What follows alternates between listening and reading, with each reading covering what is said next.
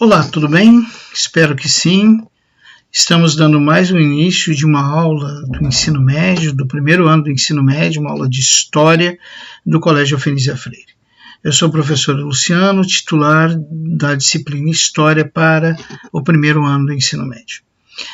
Na aula anterior, nós estudamos o período pré-homérico esse que encerra com a invasão dória, a consequente diáspora, a primeira diáspora do povo grego e o surgimento dos gênos. Então agora nós vamos ver o segundo período da história da Grécia da Antiguidade, que é chamado de período homérico. Então nós agora vamos nos concentrar no período homérico. Já estudamos na aula anterior o período pré-homérico e vamos estudar agora o período homérico. O período homérico é dado a conhecer através de duas obras literárias. Essas obras é a Ilíada e a Odisseia, cujo autor é o poeta Homero. Por que essas obras são importantes? Porque através dessas obras nós conseguimos a compreensão da sociedade da época, conseguimos a compreensão da religiosidade, da penetração da mitologia da época. Ou seja, essas duas épocas produzidas por Homero nos dão a conhecer sobre como era a sociedade da época, os deuses adorados, as superstições, as mitologias, os conflitos, os processos expansionistas e assim por diante. Nós devemos lembrar sempre, gente, que o período pré-homérico, ou seja, antes de Homero, encerra com as invasões dórias e com a formação dos gênos. Nós vimos que os gênos eram sociedades cooperativas rurais. Então, relembrando vocês, a invasão dos dórios foi tão feroz, tão brutal, que a população da Grécia fugiu das cidades para o campo. Então, houve a ruralização da população, ou seja, ela abandona a cidade e vai para o campo. Lá no campo, essa população se une, primeiro, sobre grupos familiares. Depois esses grupos familiares se unem e dão origem aos gênos. Esses gênos, eles são unidades produtivas cooperativas, ou seja, não tem classe social, tudo é de todos, tudo que é produzido é igualmente dividido entre todos. Os gênos possuem um líder, ou líderes, que organizam essa produção e distribuição, que são os páteres ou gerontes. Os gênos dão tão certo que eles começam a ser alvos de saques, de saqueadores. Então, para evitar que a sua lavoura, que a sua produção seja roubada por saqueadores, os gênos começam a se unir. E essa união dos gênos dá origem a um gênus maior ainda, que vai se chamar frátias. Essas frátias, elas vão crescer cada vez mais e vão dar origens a tribos. E essas tribos darão origem ao que nós chamamos de polis. O que é polis? É a cidade-estado grega, totalmente independente. Como assim? A Grécia jamais constituiu um império, jamais houve uma unificação entre as cidades e estados gregas. Todas elas eram independentes. Cada uma delas tinha a sua própria política, seus próprios deuses, seus próprios líderes, sua própria educação, sua própria cultura. Então nós vamos observar que os gênos incham, crescem, despertam o interesse dos saqueadores por uma questão de proteção. Os gênos se unem, dão origem às frátias.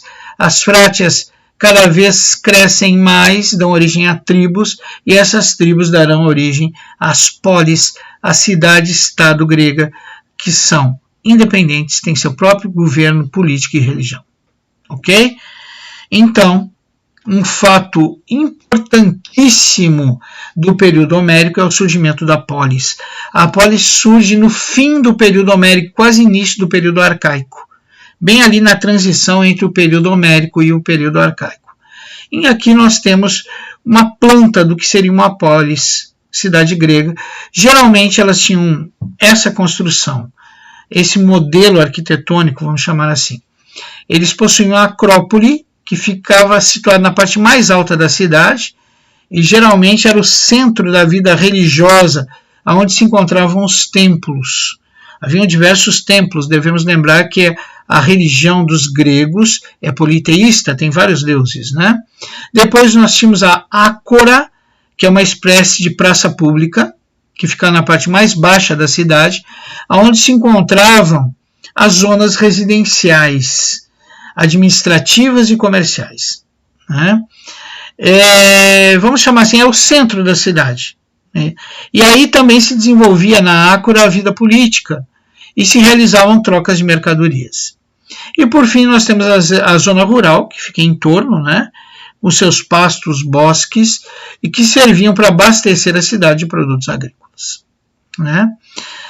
Então nós temos que ter em mente que, apesar de viver isoladas, por que viviam isoladas? A gente estudou na primeira aula que o relevo da Grécia é extremamente acidentado, com muitas montanhas, e naturalmente isolava as comunidades, dava um difícil acesso e isolava as comunidades. Então, apesar dessas comunidades viverem quase isoladas por causa do relevo, das dificuldades de acesso, muitas dessas polis tinham características bem comuns entre si, né? E essas características iam como língua, como religião, jogos e alguns costumes. Mas sempre lembrando que a polis ou cidade-estado, ela é totalmente independente, ela tem sua própria religião, sua própria política, seu próprio líder, tá certo? Sua própria economia também. Cada cidade-estado ela era um centro político, social e religioso autônomo e tinha uma classe dominante, seus próprios deuses e um sistema de vida próprio. Isso aí a gente acabou de falar. Então, a polis grega ou cidade-estado é um dos elementos fundamentais da civilização grega. Os gregos viviam na polis, viviam na cidade-estado, e com isso eles estavam sujeitos às leis que para eles não eram pesadas. Pelo contrário, a obediência a leis, a normas, para os gregos era o que lhes distinguia dos bárbaros, que não obedeciam a normas, muito menos tinham leis. Então, a polis para os gregos, mais do que uma cidade-estado, ela é um exemplo, uma garantia de civilidade e civilização. Então, a polis ela vai se tornar essencial para a formação de cidadãos gregos. E nesse espaço, mais que cidadãos gregos, nós vamos também ter um desenvolvimento cultural. Serão espaços ocupados por filósofos, por escolas de filósofos, que terão um papel essencial na formação dos gregos. Muitos desses primeiros filósofos, chamados pré-socráticos, até desempenhavam cargos políticos dentro da polis. Observe a importância dessas pessoas. Enquanto professores, eles também eram formadores de opinião, de reflexão, e eles elaboravam teorias para explicar de tudo, desde a vida política até mesmo a essência de todas as coisas, que eles chamavam de arte, ou seja, a origem de todas as coisas. As duas principais polis gregas, tinham várias polis, né, mas as duas principais eram Atenas e Esparta. O mais interessante dessas duas polis é que elas eram totalmente diferentes. Vamos dar uma olhadinha primeiro em Atenas. Bom, antes de dar uma olhadinha em Atenas, então vamos ver essas diferenças, né? Então, essas duas grandes cidades se destacavam entre todas as polis gregas e elas tinham diferenças na sua organização política, social e econômica. Atenas, por exemplo, era uma cidade de navegadores, de agricultores, filósofos, artistas. Foi o berço da democracia. Já Esparta era uma cidade militarista, aristocrática e conservadora. A educação em Atenas tinha como objetivo a formação completa do homem nos aspectos intelectuais e artísticos. Já em Esparta, a educação tinha como objetivo dar a cada indivíduo a perfeição física, a coragem e a disciplina para que se tornasse um soldado perfeito, um soldado ideal. Então vocês podem ver que as duas cidades-estados eram totalmente diferentes. Vamos começar dando uma olhadinha mais detida em Atenas. Primeiro, a sociedade ateniense. A pirâmide social de Atenas, como vocês estão vendo, ela é composta pelos eupátridas. Quem são os eupátridas? É a elite de proprietários rurais, é a aristocracia. Depois vem os gergóis, que são pequenos proprietários rurais. Depois os demiurgos, são as camadas de população urbana, artesãos e comerciantes, homens livres. que trabalham em geral para os eupátridas e para os Gergóis. Finalmente, nós temos os metecos, que são os estrangeiros, vindos de outras polis ou descendentes de estrangeiros. E na base da pirâmide, os escravos. Na Grécia, tu se tornava escravo, assim como no Egito, de duas formas, ou por dívida ou por guerra. Né? A educação ateniense. A educação ateniense era muito diferente para homens e mulheres. Os homens iam para a escola a partir dos 7 anos de idade, e lá tinham aulas de oratória. Falar bem na Grécia era fundamental, e principalmente em Atenas. Eles tinham aula de oratória, filosofia e até mesmo de técnicas militares. Né? As aulas de oratória eram fundamentais para formar bons cidadãos, bons filósofos e grandes políticos. Então, pessoas que dominassem a arte de falar bem.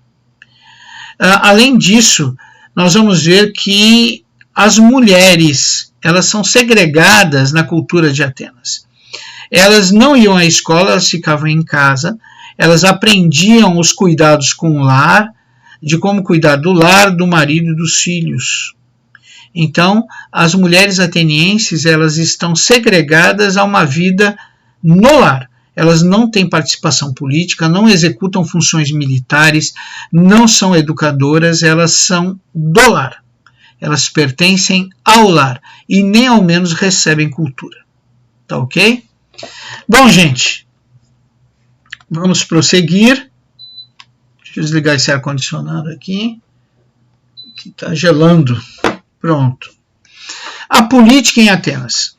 A política em Atenas era dividida em grupos distintos. A primeira era a eclésia. O que era a eclésia? Era uma assembleia popular que aprovava as medidas decididas pela bule. O que era a bule? A bule era um conselho de 400 pessoas que elaboravam leis. E essas leis eram votadas pela Assembleia Popular. Então, as leis votadas pela Assembleia Popular, né, elas tinham que ser aprovadas pela eclésia. A eclésia estava acima do bule. E abaixo do bule nós tínhamos o arcondato. O arcondato, eles exerciam a justiça e a administração. Ou seja, eles garantiam que as leis seriam cumpridas e garantiam que haveriam condições administrativas de se cumprir essas leis. E, finalmente, os nossos amigos estrategos, que cuidavam do exército. Estratego vem de estratégia, ou estratégia, que vem dos cuidados do exército, dos cuidados militares. Nós tínhamos também o Eliel, que é o Tribunal de Justiça Popular, seria o judiciário da época. Então, a política Atenas era dividida em eclésia, que era a superior, que julgava e aprovava ou não as medidas tomadas pela bule, que era um conselho de 400 pessoas que faziam votações de leis através de uma Assembleia Popular. Quem fazia essas leis serem cumpridas e haver condições de cumprir essas leis era o arcondato. Tínhamos os estrategos que cuidavam do exército. E, finalmente, os Eliel, que eram os tribunais de justiça popular de Atenas. Né? Bom, a evolução política de Atenas. Gente, Atenas não foi sempre democracia, pelo contrário. Até mesmo a democracia de Atenas é discutível. Mas Atenas passou por uma evolução política. Por exemplo, ela já foi monarquia, onde o poder era passado de rei para rei hereditariamente. Ou seja, o filho do rei seria o novo rei, o neto do rei seria o novo rei, e assim por diante. Nós tivemos também um período de aristocracia, onde quem exerceu o poder foram os nobres. Isso foi acontecendo no século VII a.C. Tivemos também a oligarquia, onde uma minoria, os mais ricos, exerceram o poder, né, que foram em meados do século VII a.C. Tivemos o período da anarquia, onde não havia poder, ou seja, a população tomou os rumos da política e eliminou qualquer tipo de tutela da classe política ou de autoridades. Então havia ausência de autoridades na anarquia. Tivemos a tirania, que é o oposto da anarquia, onde um poder de um homem só é imposto sobre toda uma nação, imposto pela força, claro, né? E a esse homem estão subordinadas todas as instituições. Esse período foi do século VI a.C. E, finalmente, a democracia, que é um regime social e político em que o poder de governar pertence ao povo, a todos os cidadãos. Isso vai acontecer no século VI a.C., até 508, né? Século VI a.C. até mais ou menos 508 a.C. Essa democracia foi instituída por Clístenes, através do reconhecimento da igualdade de direitos de todos os cidadãos. Mas o que nós queremos frisar é que o processo de democracia é uma especialização dos atenienses. Eles partem de uma monarquia evolui para uma aristocracia, de uma aristocracia vai para uma oligarquia, de uma oligarquia vai para a anarquia, da anarquia vai para a tirania, para finalmente Clístenes chegar ao sistema democrático, onde o poder emana do povo e todos os cidadãos têm direitos e igualdade. Então observe que a democracia da Grécia, ela surge depois de várias etapas de especialização, que vem desde monarquia, passando por oligarquia, aristocracia, anarquia, tirania, para finalmente chegar em democracia. A democracia grega, ela é direta, de certa forma, e imperfeita de outras formas. Direta, porque todos os cidadãos participavam do governo da polis. Desculpa. O cidadão ateniense ele gozava dos seguintes direitos institucionais: liberdade, propriedade, isonomia. O que é isonomia? Igualdade perante a lei. Isocracia, igualdade de acesso a cargos públicos. E isegoria, igual direito ao uso da palavra. Então, isso era garantido pela democracia ateniense aos seus cidadãos. Imperfeita e limitada. Por quê? As condições do direito político eram tão agressivas em Atenas que apenas 10% dos cidadãos atenienses tinham direito a exercer essa democracia, ou seja, a exercer o direito à liberdade, à propriedade, à isonomia, à isocracia e à Desculpa, gente, eu estou com uma tosse terrível hoje. E a isogoria, né? Então, a democracia ateniense ela é limitada, não esqueçam disso. Por exemplo, as mulheres não podiam votar, elas nem eram detentoras de cidadania. Os estrangeiros, mesmo que residissem muito tempo na polis, os estrangeiros, os metecos, não possuíam direitos políticos nenhum. E nem tinham direitos civis também, os coitados. Né? Então, a democracia ateniense, segundo o pensamento grego, ela é algo muito limitado, que atinge 10% da população. E é uma democracia que admite o absurdo do escravismo, da escravidão. Né? Então nós temos que ver que a democracia ateniense ela é direta por um lado e imperfeita por outro. Bom, a economia. Os gregos eles tinham uma agricultura, aí produziam cereais, mel, extração de madeira, oliveira, figueira, amendoeira. Eles tinham pecuária, criavam muitas cabras, carneiros e ovelhas, exploravam seu subsolo, né, principalmente prata e mármore. Também se dedicavam ao artesanato. A cerâmica grega é uma forma de arte grega, é muito bonita. Você tem um exemplo, inclusive, aí nessa figura, né? E também a metalurgia, a joalheria, assim por diante. Eles praticavam também a pesca, né? O peixe era um dos principais alimentos dos gregos, né? Desenvolveram o comércio. Aí é que está o forte da economia dos atenienses. Os atenienses tinham como ponto principal de sua economia o comércio. Eles exportavam vinho, azeite, produtos artesanais e importavam também cereais, madeiras e metais. Para facilitar esse comércio, eles passaram a utilizar uma moeda. Então é uma das primeiras civilizações que adota o sistema monetário de comércio de mercadorias. E a moeda dos atenienses chamava dracma. Né? Agora, relembrando sempre que toda a economia ateniense ela era tocada pelo trabalho escravo. A mão de obra escrava era fundamental para a economia dos atenienses. E a religião? Bom, a religião dos nossos amigos gregos ela é politeísta, eles possuem vários deuses, muitos desses deuses ligados a fenômenos naturais.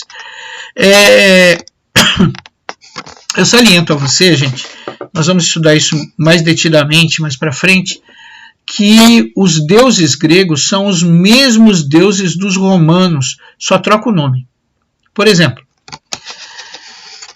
Poseidon, o deus dos mares dos gregos, para os romanos se chama Netuno. Zeus, o grande, o maior dos deuses gregos, para os romanos é Júpiter. E assim vai, né? E assim vai indo. Hefesto, por exemplo, para os nossos amigos gregos, é Vulcão, para os nossos amigos romanos. A deusa Atena, para os gregos, se torna Minerva, para os romanos. O deus Hermes, para os gregos, vira Mercúrio, para os romanos. O único que manteve o nome, tanto para os romanos quanto para os gregos, foi Apolo. Né? Apolo manteve o mesmo nome. O deus da guerra, Ares, para os gregos, vira Marte, para os romanos. E o deus dos reinos inferiores, Hades, para os gregos, vira Plutão, para os romanos. Cada deus desses tinha uma função característica que nós não podemos esquecer. O que nós temos que memorizar aqui são os principais. Por exemplo, Zeus é o pai de todos os deuses e dos homens, né? Ele é o principal deus do Olimpo, sem dúvida nenhuma. A deusa mais cultuada no solo ateniense, sem dúvida nenhuma, é Atenas. Atenas, que é a mesma Artemis, né? Perdão, gente. A deusa Atenas é a deusa mais cultuada em Atenas. A cidade, o estado tem o nome dessa deusa, inclusive. Tá ok? É muito interessante, vocês podem ler mais detidamente esse quadro de deuses. Ele é muito interessante, ele está bem completo, ele dá a função de cada deus. O que eu quero que vocês saibam para a disciplina de História do primeiro ano, o que pode cair em provas de vestibular e Enem, não é o nomezinho do deus que cada um deles faz, é a característica da religião dos atenienses. E essa característica é o politeísmo e deuses em geral ligados a fenômenos naturais e principalmente deuses humanizados. O que significa isso? Significa que os deuses gregos, eles não eram perfeitos, eles sentiam ódio, ciúme, praticavam atos ilícitos, eles eram libidinosos, eles eram luxuriosos, eles traíam, eles eram infiéis, ou seja, eles tinham os deuses gregos, os deuses atenienses, eles tinham defeitos e características de defeitos humanos, então eles eram deuses humanizados. Então o que eu quero que vocês saibam, o que é fundamental que vocês saibam é isso, as características da religião dos atenienses e dos gregos de forma geral. É uma religião politeísta, onde os deuses representam fenômenos naturais, não esquecendo disso, né? Os deuses representam fenômenos naturais de maneira geral. Esses deuses, eles são deuses humanizados, são deuses que têm, apesar de serem deuses, têm os mesmos defeitos que o ser humano normal tem. Tá ok? É isso que eu quero que vocês saibam, é isso que é importante para o nosso estudo. E a escravidão. Nós já vimos quando estudamos a economia que a escravidão era fundamental para o desenvolvimento da economia ateniense. E nós vimos que em Atenas tu ficava escravo de duas formas, ou por guerra ou por dívida. Né? Agora a gente tem que ver as características da escravidão dos atenienses. Né? Boa parte desses escravos eles vinham da Ásia Menor, principalmente da região da Trácia, mais ou menos ali, porque quando houve a segunda diáspora grega, que não é eles fugindo de ninguém, eles não estão fugindo de ninguém dessa vez, a segunda diáspora grega, que vai acontecer aqui no período homérico, será o processo de expansão da civilização grega em busca de mais terras agricultáveis, de novos mercados consumidores para os seus produtos, em busca até de mercados consumidores para os seus produtos. E eles acabam fazendo incursões na região da Ásia Menor e conquistando militarmente essas regiões e levando escravos dessas regiões para Atenas. O escravo, de maneira geral, ele era utilizado em Atenas em todas as funções. Tinha escravo professor, tinha escravo policial, tinha escravo que trabalhava na limpeza da cidade. Claro que tinha escravo nos campos, que eram os que mais sofriam, né? que tinham condições piores, né, eram os escravos que trabalhavam no campo e os escravos que trabalhavam nas minas. Mas, de maneira geral, os escravos em Atenas, eles estavam em todos os setores da vida ateniense. Por quê? Porque o cidadão ateniense, dessa forma, teria o tempo livre, né, para participar de assembleias políticas, para discutir filosofias, para se dedicar a obras de arte e assim por diante. Então, o que nós podemos observar é que a escravidão em Atenas não é só aquela escravidão do escravo na mina, tentando obter minério abaixo de chicotado, ou trabalhando nos campos, colhendo e plantando abaixo de chicotados, não. A escravidão em Atenas, o escravo era utilizado em todos os setores da sociedade ateniense, que vai de policial a professor, né? E cada um desempenhava sua função segundo as habilidades que já tinha, ou que tinha facilidade para aprender.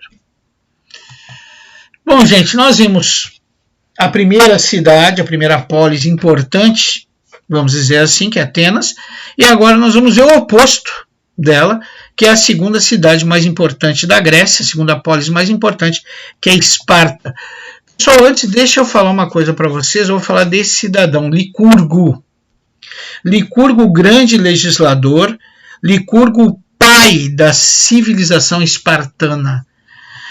Quando os dórios dominaram os micênicos, e essa dominação foi tão brutal que vocês viram que boa parte dos micênicos fugiram.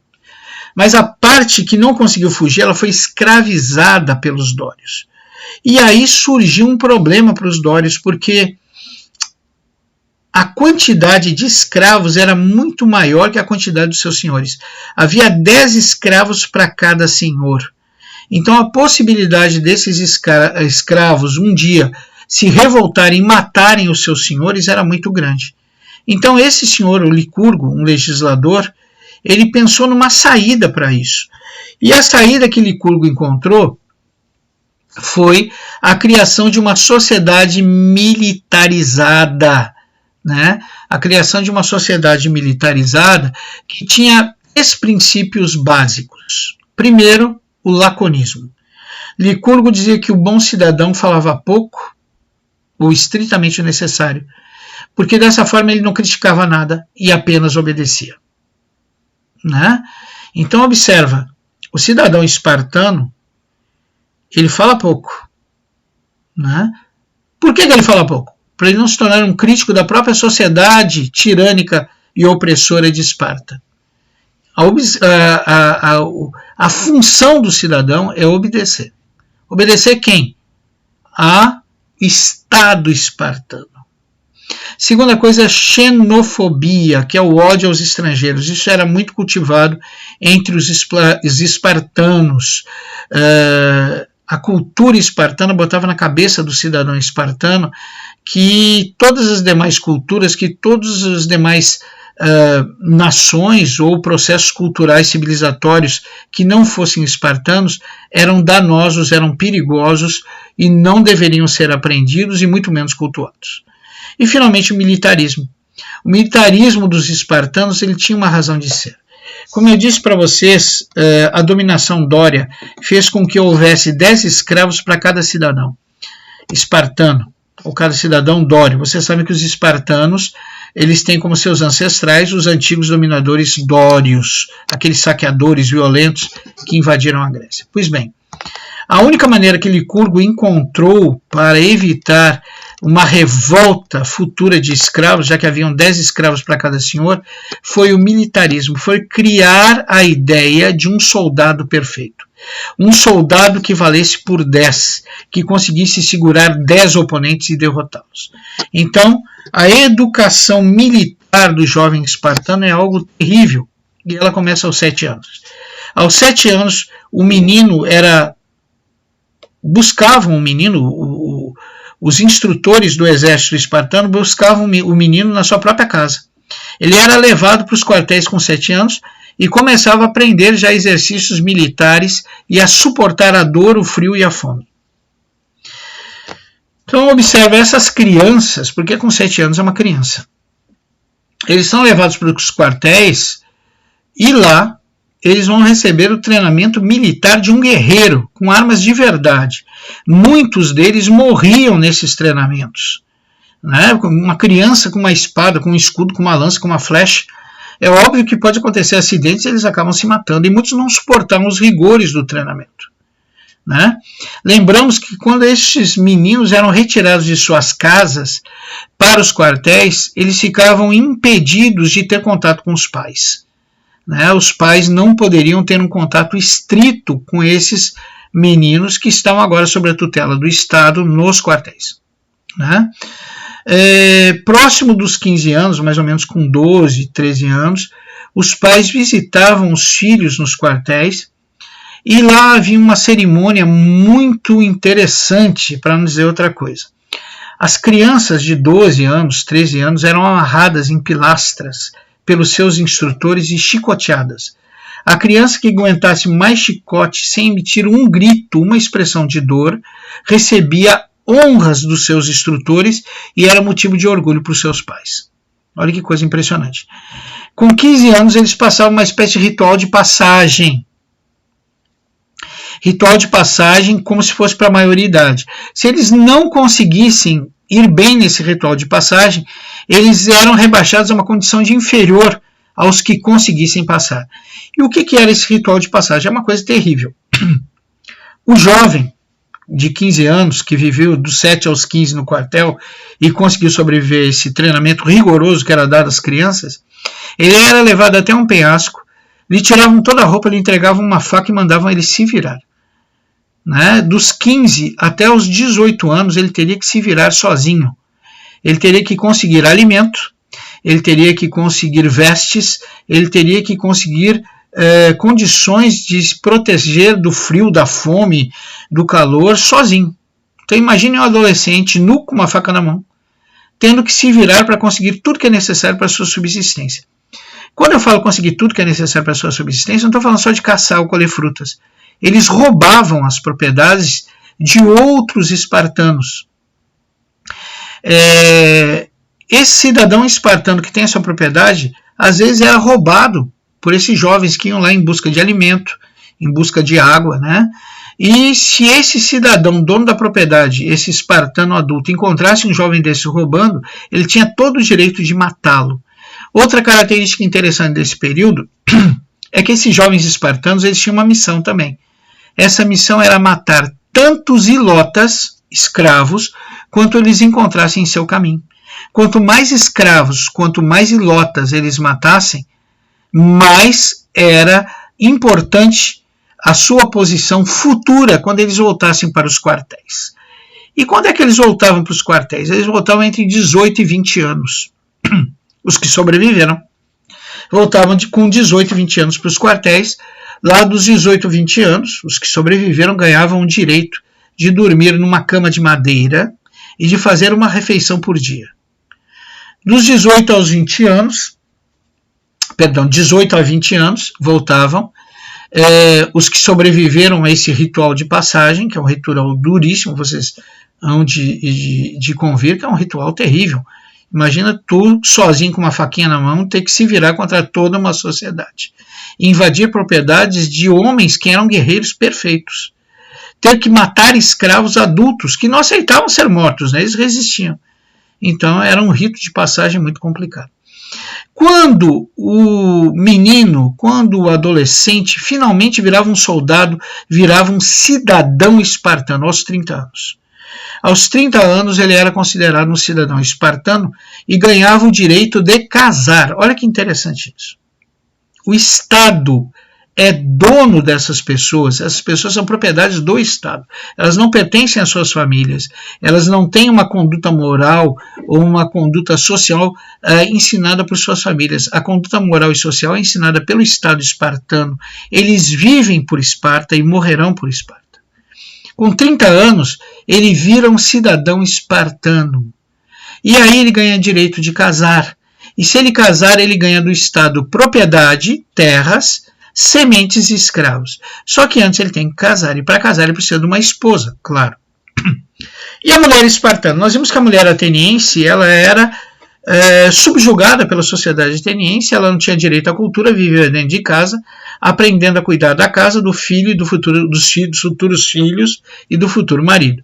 Já a mulher espartana não.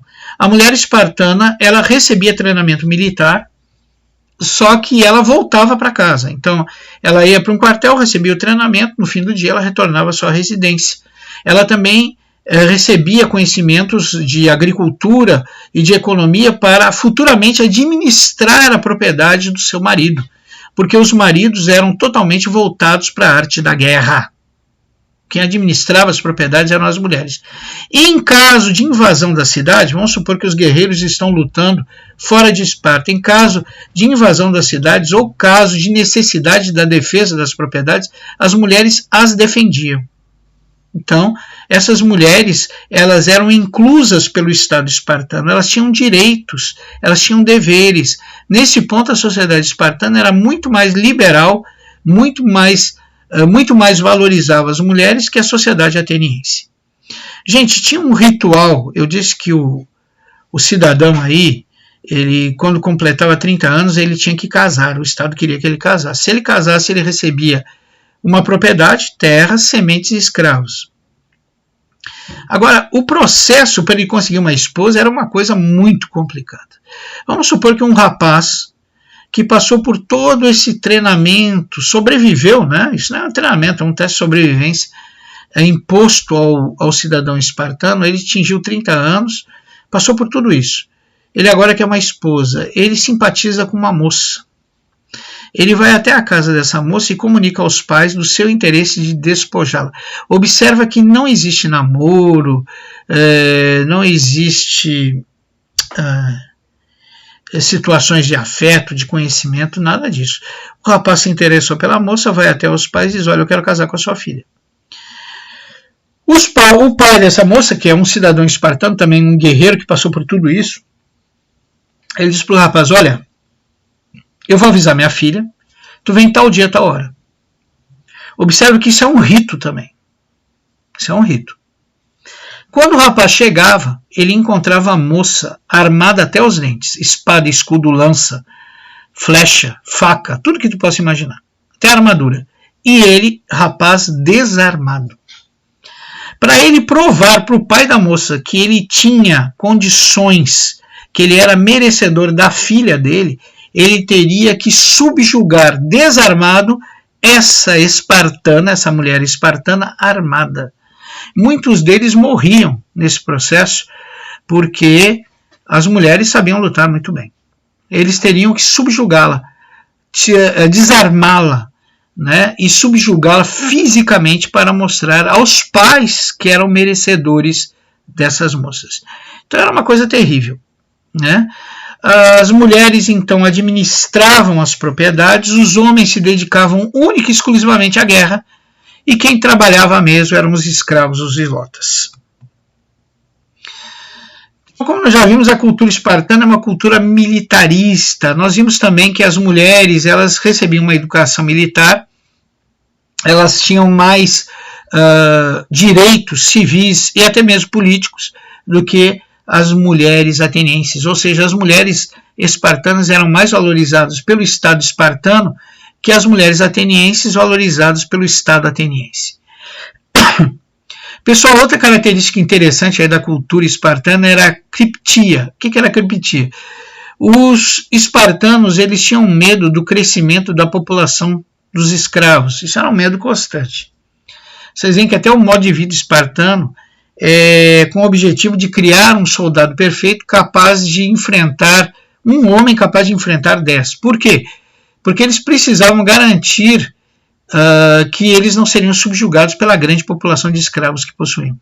Mas acontecia regularmente em Esparta uma chamada criptia, onde era uma espécie de treinamento militar, onde os jovens e os espartanos já formados saíam matando escravos aí, né?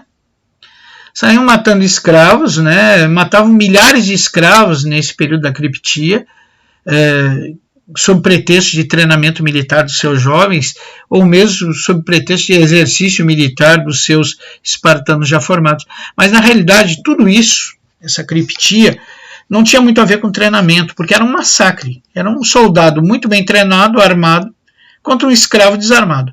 Ou um jovem muito bem treinado, armado, contra um escravo desarmado. Então era um massacre. Se massacravam milhares de escravos. E o objetivo disso não tinha nada a ver com treinamento militar, aperfeiçoamento militar. O objetivo disso era manter a população de escravos sob números controláveis em relação aos cidadãos espartanos. Ok? Bom,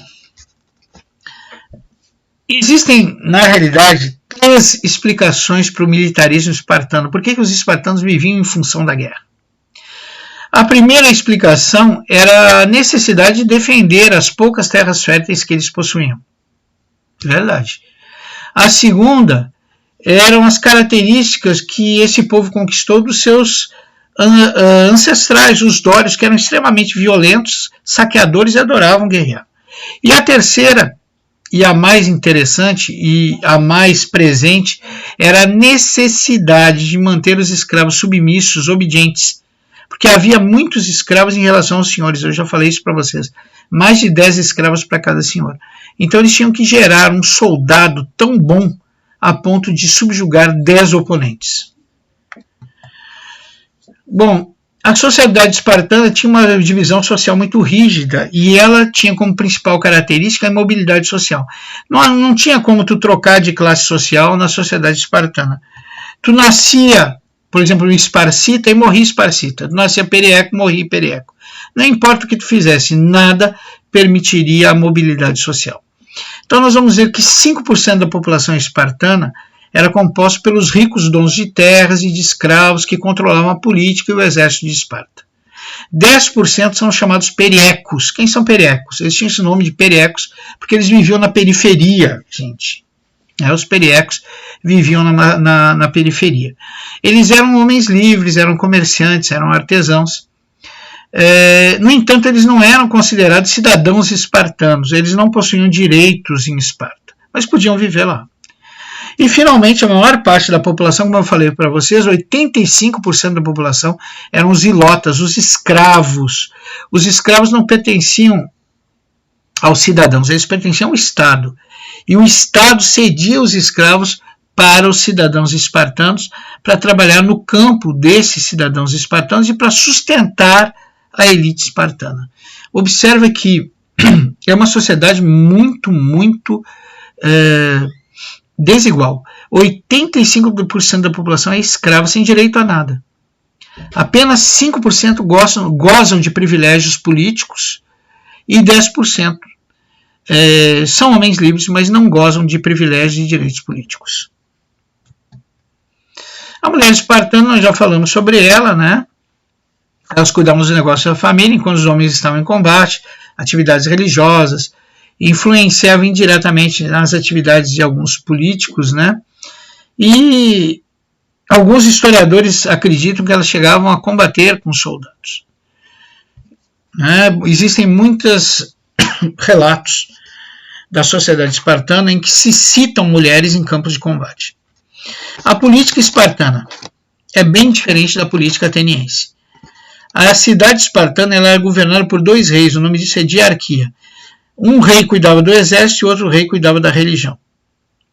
Esses reis eles representavam os direitos da elite e os interesses da elite. Além dos reis, haviam 3 outras instituições que ajudavam na governança de Esparta. Nós tínhamos a Ápela, que era composta por espartanos com mais de 30 anos, ou seja, cidadãos espartanos que passaram por todo aquele rigoroso treinamento que estão vivendo lá no quartel.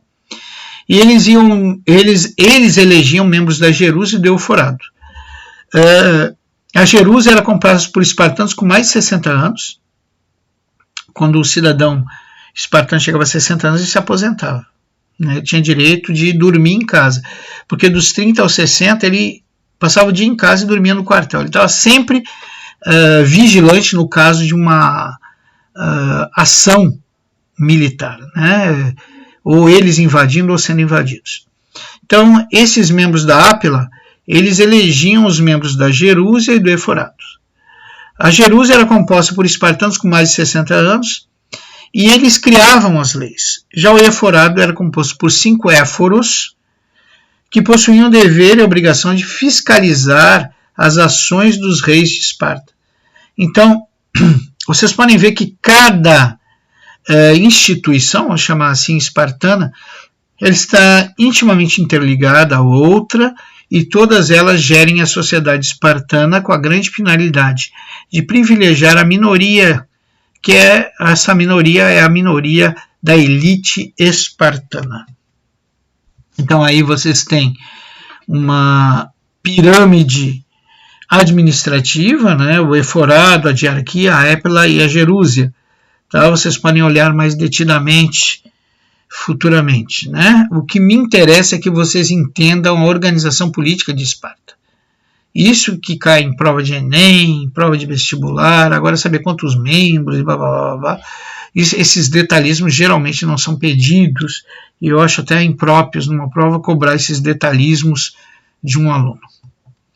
A economia de Esparta, como eu já vi, tudo pertencia ao Estado, a terra era dividida em lotes e doado vitaliciamente aos espartanos, e quem trabalhava a terra eram os ilotas, né? É proibida a prática de comércio pelos espartanos, veja que diferença de Atenas, né? Contribuindo para o monopólio comercial dos periecos. Então os espartanos não faziam comércio, quem fazia eram os periecos, aqueles estrangeiros que viviam na periferia que faziam o comércio. Como comerciantes, os periecos eles completavam a economia da polis e favoreciam a autossuficiência espartana e a xenofobia, porque os periecos eles alimentavam a polis de produtos e impedindo dessa forma que os espartanos tivessem contatos com estrangeiros. Aí nós vemos os ilotas trabalhando nos campos, esses aí não tinham direito a nada, né? E aqui nós temos um quadro que exemplifica as diferenças entre as duas cidades. Por exemplo, a cidade de Esparta, a sociedade. Cidadão espartano, né? Os estrangeiros são periecos e os escravos são os ilotas. Em Atenas, o cidadão, a elite, os eupátridas, né? Nós temos estrangeiros, xergóis e metecos, e os escravos, os tetas. A economia de Esparta é base agrária. A economia de Atenas, o grande desenvolvimento do comércio, né, do artesanato e da navegação. A educação, desculpa, viu, gente? Nós temos a educação. Uma formação militar, né, inclusive para as mulheres, nós já falamos sobre isso, e a eliminação das crianças portadoras de deficiências. Eu me esqueci de falar isso para vocês. Foi bom até aparecer. Quando a mulher espartana tinha um filho, um ancião espartano vinha até a casa e essa criança recém-nascida é entregue ao ancião. O ancião ia para a beira de um penhasco e lá na beira desse penhasco, esse ancião ele examinava detidamente essa criança. Se essa criança tivesse qualquer imperfeição, até mesmo uma manchinha, o ancião jogava esse recém-nascido lá do penhasco. Ou ele morria da queda, ou ele seria devorado pelos animais, pelos lobos, pelos abutres, quando amanhecesse ou durante a noite. Então, os espartanos, eles faziam uma espécie de seletividade genética. Apenas aqueles que eram julgados em perfeitas condições físicas tinham direito à vida. Todos os demais eram sacrificados. Ou seja, no momento do nascimento, a criança que apresentasse a menor das menores deformidades, até mesmo uma pintinha, uma manchinha, ela seria eliminada por esse ancião que estava fazendo ali um processo de seletividade da raça espartana. É uma coisa monstruosa. Bom, então nós vamos ver que a educação espartana é uma educação totalmente militar. Já a ateniense, ela valoriza a formação física e a formação intelectual. Mas ela tem uma coisa aí pior que a espartana, que é a exclusão das mulheres. A sociedade ateniense, ela exclui as mulheres da participação na sociedade, né? Mas, em compensação, os atenienses eles apoiam o desenvolvimento cultural, científico, né? Enquanto os nossos amigos espartanos não querem nem chegar perto disso. Bom, nós falamos das polis, né? Nós vimos que a polis ela se forma ainda no período homérico, no fim do período homérico. No período homérico nós vamos ter a segunda diáspora grega. Não, eles não estão fugindo de ninguém, não se preocupe, dessa vez é um processo de expansão. Os gregos vão atrás de novas terras e atrás de escravos. Então nós vimos que eles se expandem pela Ásia Menor, principalmente para aquela região da Trácia. E aí nós temos Homero e uma célebre frase proferida na Odisseia, uma das obras de autoria de Homero, que diz que de todas as criaturas que respiram e se movem sobre a terra, nada é criado mais fraco que o homem. Bom, gente, vamos lá. Quem foi Homero? Homero era um poeta da época, que é responsável pela escrita da Ilíada e da Odisseia. A importância da Ilíada e da Odisseia, como eu disse, porque eles são um dos poucos elementos que nos informam sobre a sociedade da época, sobre a economia da época, sobre a religião. Muitos historiadores, isso aí é uma teoria, viu? Nem acreditam que Homero existiu. Eles acreditam que essas obras, tanto a Ilíada quanto a Odisseia, são conjuntos de escritos de outros autores, outros poetas, outros historiadores, que acabaram sendo compilados em 2 grandes livros e se deu para eles a autoria de um autor ficcional, de alguém que não existiu, que no caso se chamava Homero. Mas oficialmente Homero existiu, oficialmente Homero era um poeta, um historiador, e oficialmente Homero foi o criador dessas 2 grandes obras, a Ilíada e a Odisseia, que nos permitem conhecer, e tem o seu valor por isso, nos permitem conhecer esse período da história da Grécia, a sociedade, os conflitos, a economia, o culto aos deuses. Vamos continuar, gente? Vamos ver primeiro a Ilíada. Vocês podem encontrar a Ilíada, ela completinha para ler, ou até alguns filmes e resumos sobre ela, na internet. Aqui eu vou dar um eu passant, uma visão bem resumida da obra. Por que se chama Ilíada? Porque a Ilíada ela retrata o conflito existente, a guerra que vai acontecer entre gregos e troianos. Os troianos eles também eram chamados de Ilions, por isso vem o nome Ilíada. Tá certo? E na descrição desse conflito entre gregos e troianos, que é disso que trata a Ilíada de Homero, nós vamos também ver aí, fazendo parte da história, deuses mitológicos, vamos aprender um pouco da cultura dos gregos da época, da cultura dos troianos, da geografia e assim por diante. Então, por isso que essas obras de Homero são tão importantes. Elas nos dão a conhecer, eles são o único objeto que nos dá a conhecer, apesar de elas serem transmitidas por oralidade, né, nos dão a conhecer a sociedade, a economia e a religião da época. Bom, a Ilíada, ela conta mais ou menos assim. Os nossos amigos troianos, eles dominavam o comércio marítimo no Mar Egeu e no Mar Negro, e principalmente eles controlavam um estreito fundamental à navegação comercial chamado Estreito de Dardanelos, né? Os gregos, eles queriam muito, principalmente os gregos micênicos, os ancestrais de Atenas, eles queriam muito dominar o comércio marítimo. Então logo surge um conflito de interesses pelo domínio do comércio marítimo entre os gregos micênicos e os troianos. Os troianos, até mesmo por motivação militar, ou seja, se preparar para uma futura invasão de gregos micênicos, eles vão procurar um aliado, e esse aliado serão os espartanos.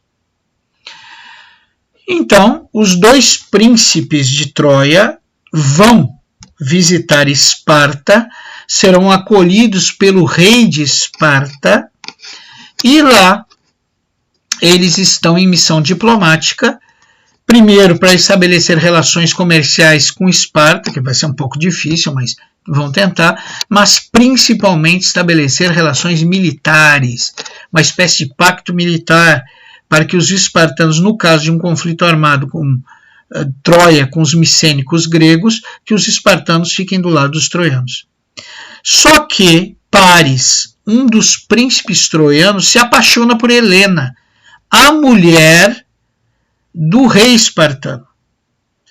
E o Paris sequestra Helena e leva Helena para Troia. Imagina essa situação. Tu recebe alguém na tua casa, essa pessoa entra na tua casa com o objetivo de fazer um pacto e acordos comerciais contigo, e quando essa pessoa vai embora, ela não fez pacto nenhum, nem acordos comerciais, ela ainda sequestrou a tua esposa. Então é óbvio que os espartanos, que o rei espartano tomou isso como uma ofensa terrível, né? E Esparta quer a guerra contra os troianos, e Esparta se junta aos micênicos que já desejavam essa guerra para dizimar os troianos. Até aí nós vimos relações econômicas, sociais e um devaneio do Paris, que foi lá para fazer diplomacia e acabou sequestrando a mulher do rei espartano, o que é uma loucura. Mas agora nós vamos ver por que Paris fez isso. Segundo a lenda, esse rapto, na realidade, ele é causado pelos deuses. Olha que interessante. A deusa Afrodite, durante uma disputa entre ela, Hera, outra deusa, a deusa Hera e a deusa Atena, ela pediu que Paris escolhesse a mais bela entre as três. Olha que interessante. Três deusas, Afrodite, Hera e Atena, escolhem o Paris para julgar qual era a mais bela entre as três. Bom, é uma coisa muito estranha, né? Três deuses escolherem um mortal para determinar quem seria a mais bela entre essas três deusas, né? A vencedora dessa competição, vamos chamar de competição, Afrodite, ela pergunta, ela fica muito feliz porque venceu Hera e venceu Atena, ela pergunta a Paris o que ele deseja, oferece a ele riqueza, oferece a ele fama, oferece a ele até mesmo juventude e imortalidade. E Paris diz, olha, eu não quero nada disso, eu quero o amor da mulher mais bela do mundo. Meu Deus do céu. Então observe que Paris, ele não quis ganhar da deusa, a deusa Afrodite, nem riqueza, nem fama, e muito menos juventude eterna. Ele pediu o amor da mulher mais bela do mundo. E a deusa cumpriu. A mulher mais bela do mundo era a Helena, a esposa do rei espartano. Olha que situação. Então a deusa faz que surja entre esses dois jovens uma paixão fulminante. Entre Paris, o príncipe troiano, e entre Helena, a rainha de Esparta, né? E para viver esse amor aí, eles vão provocar um conflito que vai culminar com a destruição de Troia, como nós veremos mais adiante. Na realidade, a Ilíada, ela vai nos contar um 9º ano da guerra. Poxa, 9º ano? 9º ano. Essa guerra durou 10 anos, gente. Essa guerra entre gregos e troianos durou 10 anos. Mais decididamente, esse 9º ano da guerra fala de Aquiles.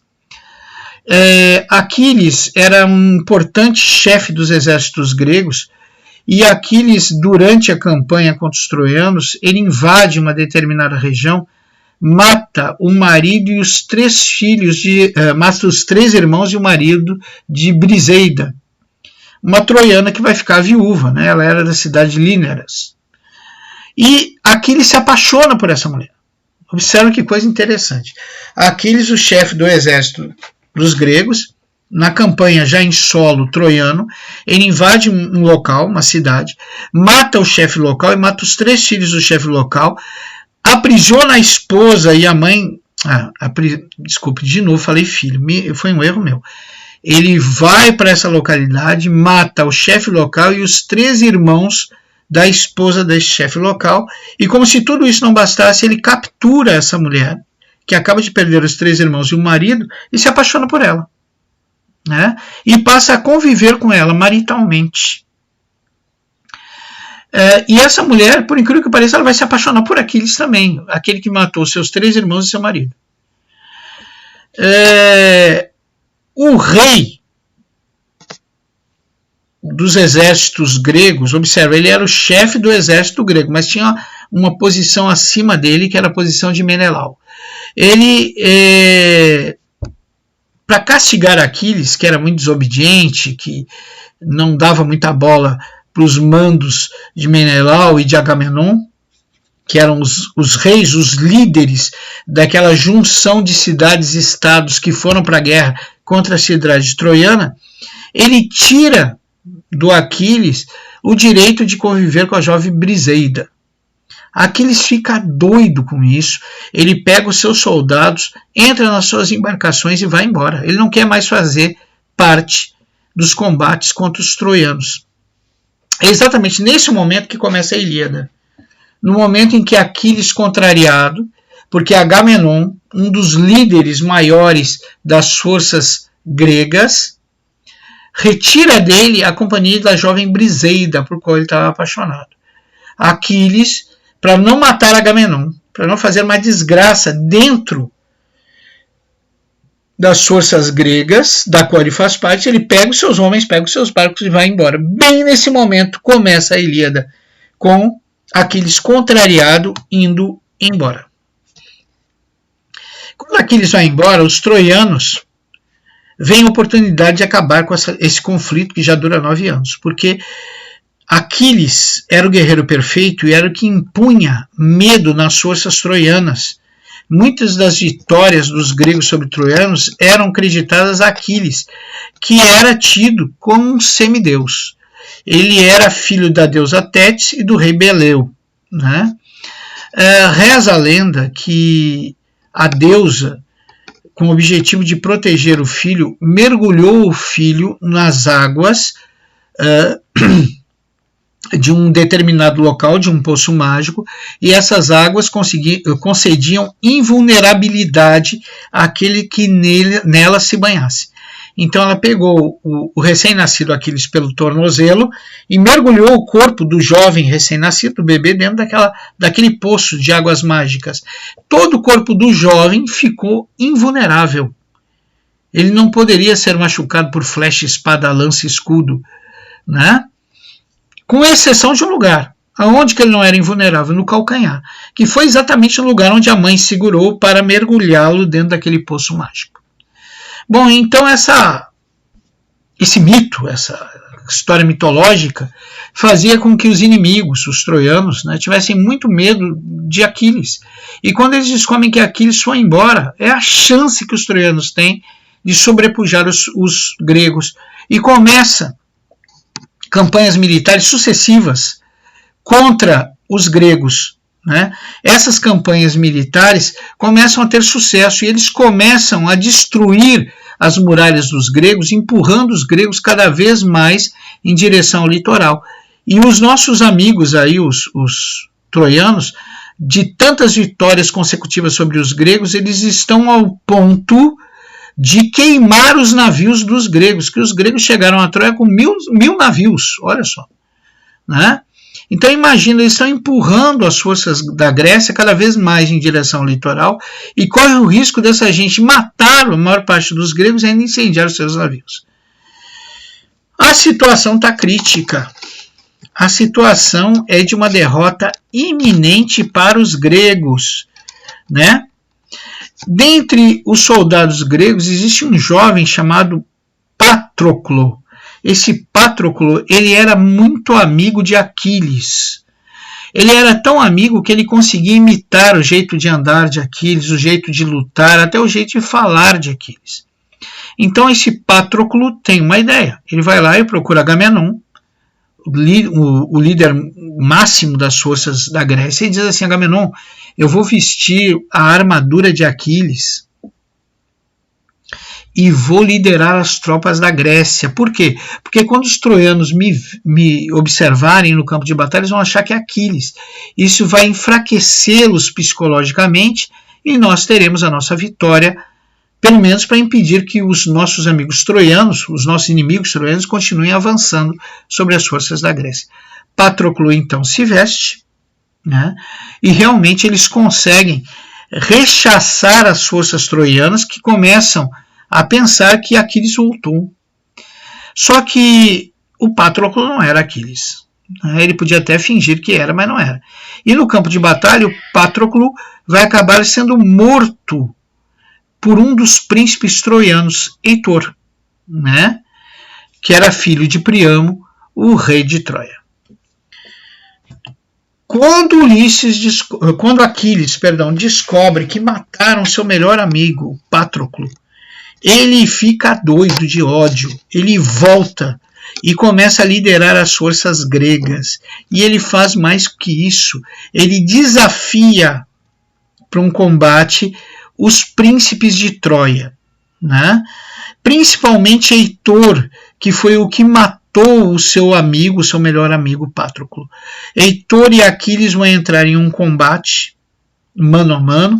Aquiles vai matar Heitor, né? Vai amarrar o corpo do Heitor na sua carruagem, na sua quase uma biga que eles usavam, né? E vai arrastar o corpo de Heitor em torno do túmulo de Patroclo.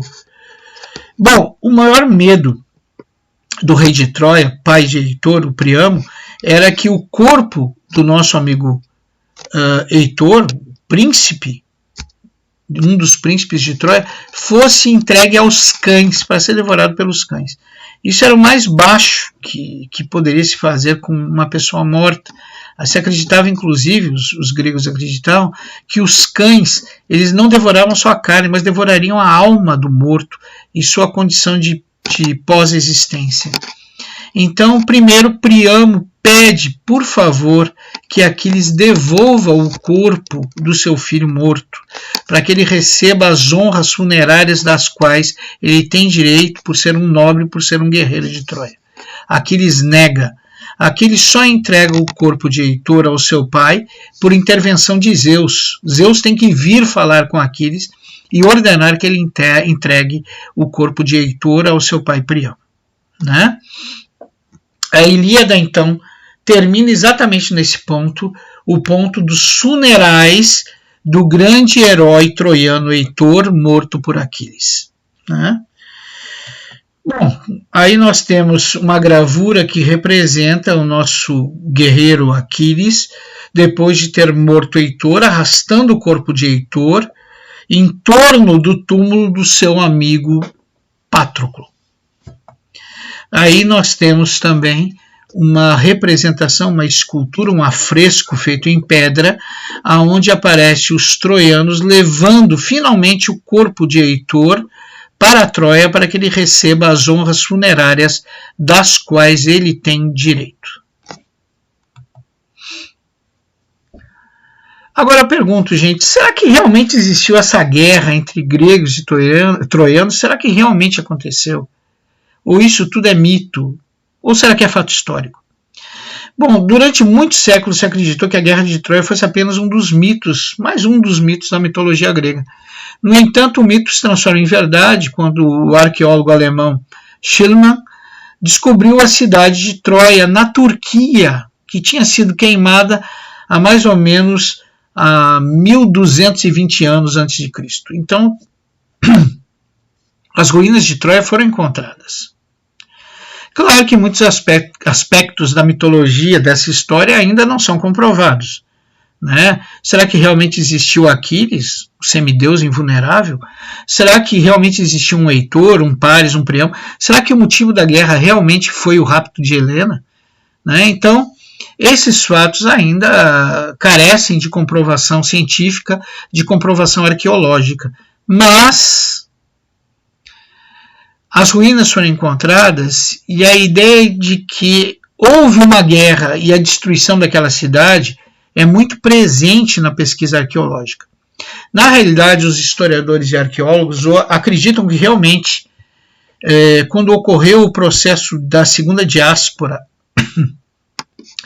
o processo de expansão territorial dos gregos micênicos em direção à Ásia Menor, lembra que a gente falou sobre isso? A civilização grego-micênica, aquela que fugiu da invasão dória, prosperou tanto nos Gênosos que eles precisavam de mais terras. E eles começaram a se expandir militarmente em direção à Ásia Menor, principalmente na região da Trácia. Também eles iam lá para pegar escravos, a gente já viu isso. Eles acabaram entrando em conflito com a civilização, com o povo que controlava aquela rota marítima que ficava no Estreito de Dardanelos, que no caso eram os troianos. E isso teria sido o real motivo dessa guerra. Não o rapto da esposa do rei de Esparta, mas um motivo mais de rota comercial, mais de acesso marítimo à região da Ásia Menor. Tá certo? Bom, vamos prosseguir então. Aqui está uma foto das muralhas da cidade de Troia, que foram escavadas, né, nesse processo arqueológico. E agora nós vamos para a segunda obra de Homero, que é a Odisseia. Odisseia tem esse nome por causa de Odisseu. Odisseu é, na realidade, o principal personagem dessa história, né? A história da Odisseia, se nós pudéssemos resumi-la, ela conta as peripécias, as aventuras de Odisseu, retornando depois de terminada a Guerra de Troia. A Guerra de Troia termina no 10º ano. Quando a guerra contra os troianos chega ao fim, quando os gregos finalmente vencem essa batalha, destroem os troianos, o rei Odisseu ele quer voltar, depois de 10 anos, para o seu reino, o reino de Ítaca. E a Odisseia ela vai contar essas aventuras e desventuras do rei Odisseu no seu retorno a Ítaca, ao reino de Ítaca. Tá certo? Bom, vocês devem estar estranhando aí uma coisa. Cadê o cavalo de madeira? Né? Todo mundo fala do cavalo de Troia. Isso aí até quem não leu, conhece um pouco, sabe que existe um tal de cavalo de madeira que possibilitou a invasão de Troia. Bom, na realidade, essa parte do cavalo de madeira não aparece na Ilíada, aparece aqui no início da Odisseia. É contado rapidamente. Bom, no 10º ano, os gregos eles descobriram que não conseguiam superar as muralhas que protegiam Troia. Eles mantinham um cerco há muito tempo e eles não conseguiam passar dessas muralhas, eles não conseguiam invadir essas muralhas. E daí começou a acontecer o pior. Os troianos mudaram de táticas militares.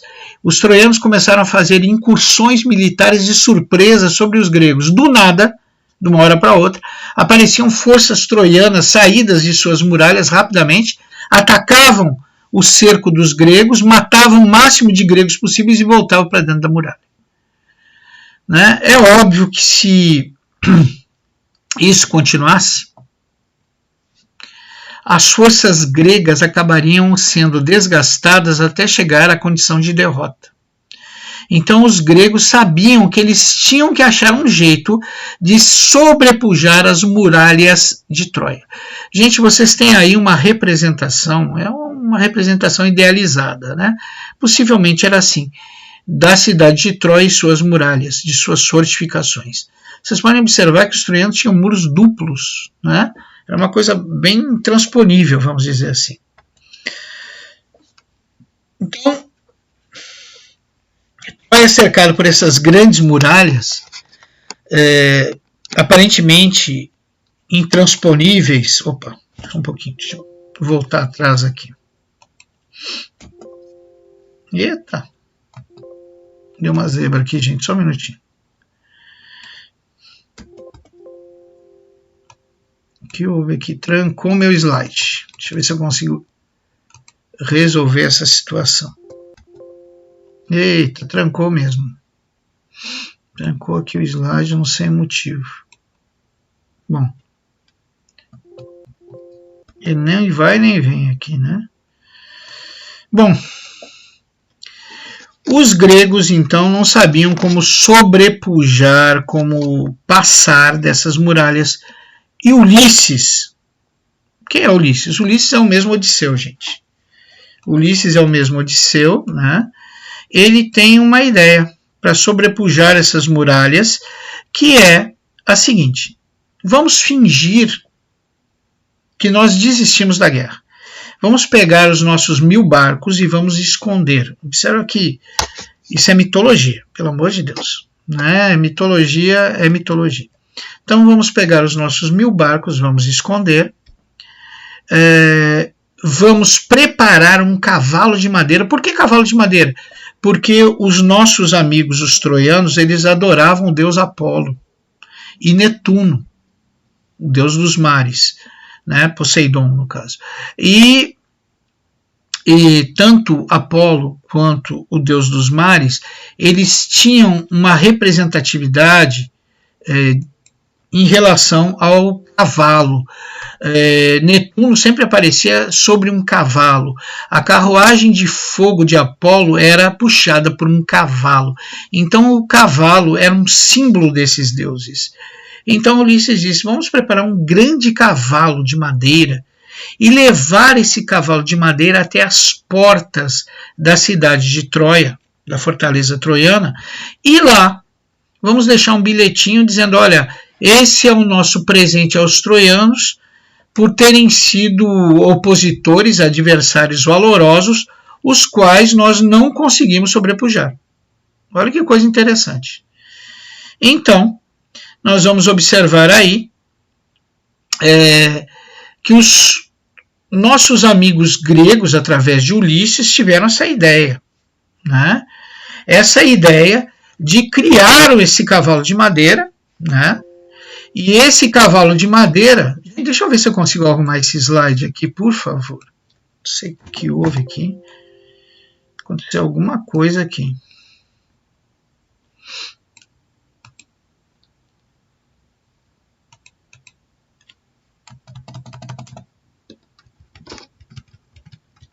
Deixa eu ver se eu consigo. Está acontecendo alguma coisa aqui que...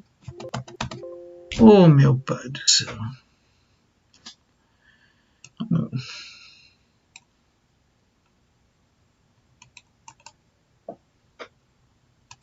Realmente eu não sei o que está acontecendo, mas esse slide não tá... Bom, só faltam 2 também, tem grande importância.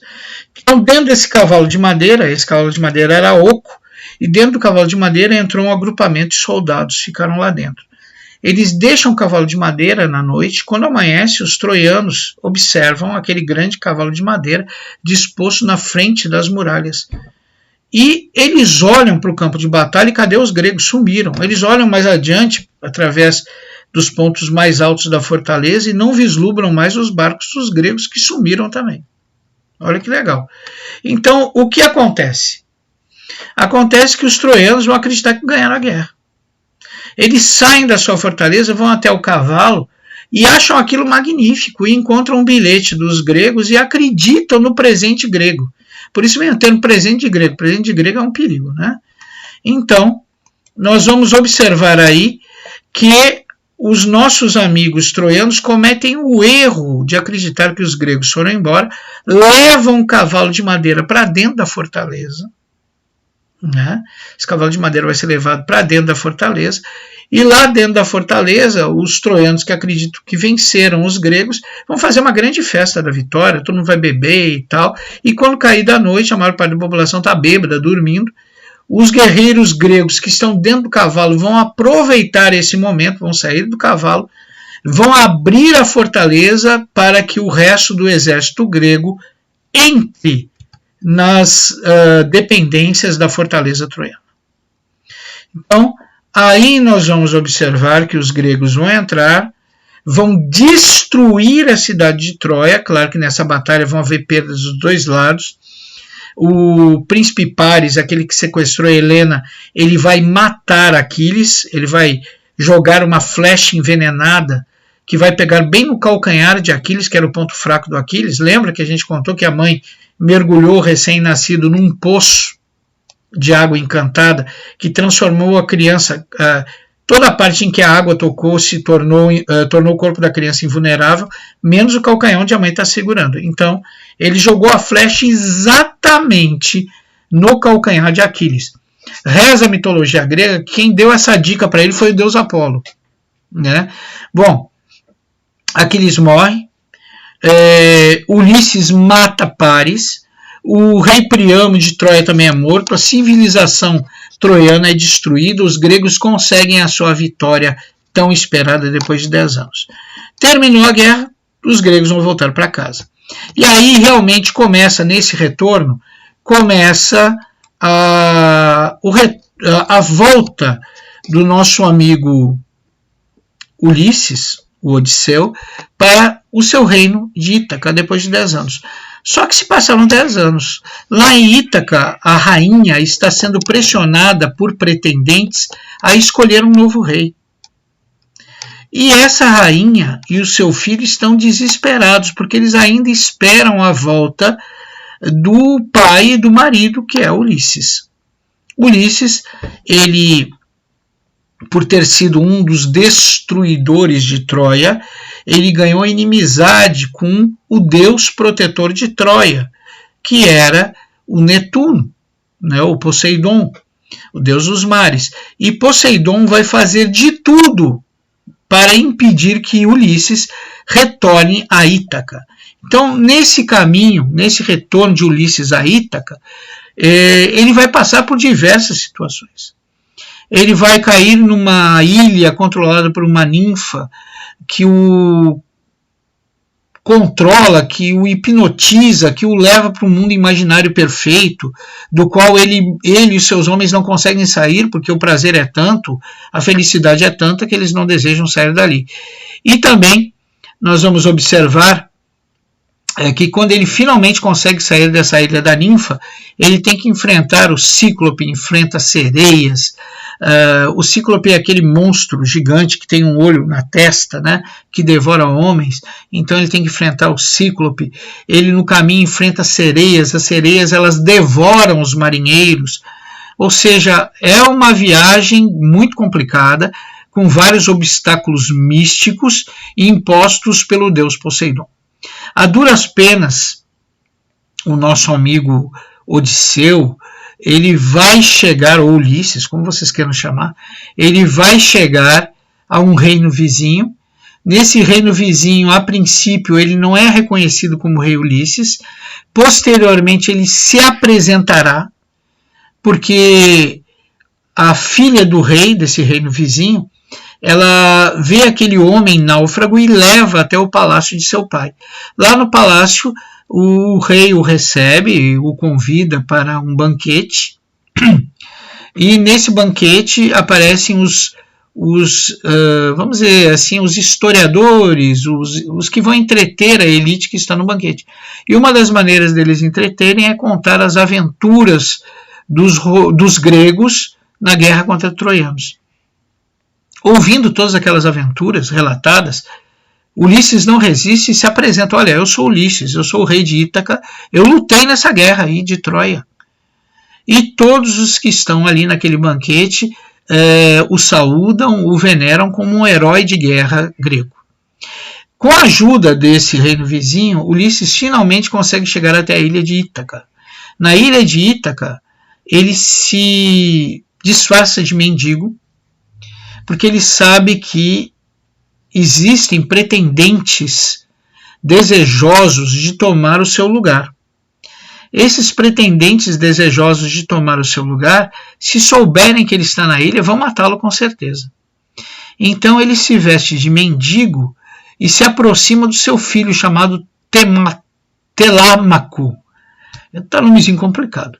Telâmaco, a princípio não reconhece o pai, depois o reconhece, leva o pai até a mãe, né, a rainha está engambelando os nossos amigos pretendentes aí ao trono e a desposá-la, porque ela inventou que só vai casar depois que ela completar uma tapeçaria que ela está tecendo, só que ela tece de dia e de noite ela desfaz tudo que teceu. Então a tapeçaria não acaba nunca.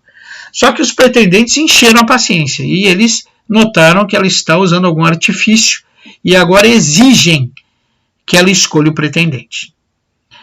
Na hora que ela vai escolher o pretendente, o nosso amigo Ulisses está lá disfarçado, não como pretendente, mas como serviçal. Ela, na hora de escolher o pretendente, o Ulisses sai do seu disfarce e, como bom guerreiro que é, e como bom mitologia que é, ele acaba matando todos os pretendentes de sua esposa e recuperando sua esposa, seu filho e seu trono. E aí acaba a história da Odisseia, que conta as desventuras e aventuras de Odisseu no seu retorno à ilha de Ítaca. Gente, o que é importante aí? Eu lamento, infelizmente, eu não sei o que houve com a apresentação em PowerPoint, ela trancou literalmente. Ficaram faltando 2 slides. Esses 2 slides finais, um falava exatamente, resumidamente, o que eu acabei de falar, e o segundo slide era um resuminho do período homérico. Por que o período homérico é importante? O período homérico ele é importante, primeiro, porque ele tem início no processo de invasão dória. Então, observe, o pré-homérico termina aí, o homérico inicia aí. E do processo de formação da sociedade gentílica, dos Gêmeos. Dentro do período homérico vão surgir as polis. Ela vai evoluindo, ela vem lá da sociedade gentílica, depois vira frátias, da frátias vira tribo, da tribo vira polis. Então, no fim do período homérico, transição para o período arcaico, surgem as polis. Outro fator importante que acontece no período homérico, sem sombra de dúvida, é a expansão grega, que é chamada de segunda diáspora grega, onde os gregos vão em busca de terras e escravos e acabam atingindo a Ásia Menor. Nesse processo de ir em direção à Ásia Menor, em busca de terras e escravos, eles entram em conflito com a civilização que controlava o estreito de Dardanelos, que são os troianos. E daí talvez venha a real causa histórica do conflito entre gregos e troianos. A disputa por esse controle comercial e marítimo do estreito de Dardanelos. Nós vimos também a importância das obras de Homero, porque elas nos relatam a sociedade grega da época. E mais que isso, elas nos relatam os hábitos, os costumes, a religião e os conflitos. Ok? Então o período homérico é muito importante, ele tem dentro de si o processo de desintegração final, acaba o Gêmeos, né? Ele tem dentro de si o processo de expansão dos gregos em direção à Ásia Menor, ele tem dentro de si a supremacia dos gregos no comércio marítimo e no domínio marítimo em direção à Ásia Menor, em busca de novas terras e de escravos. E, principalmente, no finzinho do período homérico, já passando quase para o período arcaico, nós teremos o surgimento das polis, e nós vimos que as 2 polis mais importantes é a polis de Atenas e de Esparta. Tá ok? Então eu espero que vocês tenham gostado da aula. Eu peço desculpas por esses 2 slides, trancou bem no finzinho. Espero que vocês tenham gostado também das narrativas em relação à Ilíada e Odisseia de Homero. Agradeço a atenção de vocês e desejo a todos um bom dia e que Deus os abençoe, a vocês e vossas famílias. Até breve.